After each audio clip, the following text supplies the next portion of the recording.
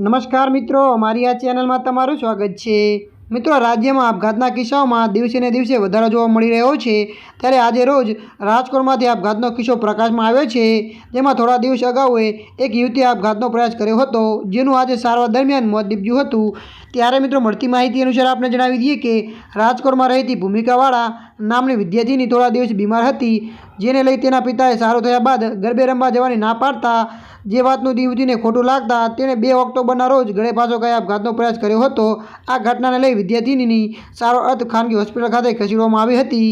ત્યારે મિત્રો, વધુ આપણે જણાવી દઈએ કે ત્યારે આજે રોજ તેનું સારવાર દરમિયાન મોત નીપજ્યું હતું અને યુવતીનું મૃત્યુ નીપજતા પરિવારમાં શોકનો માહોલ વ્યાપી ગયો હતો। ત્યારે ગરબાની લાહીમાં યુવતીએ આપઘાત કર્યો હતો।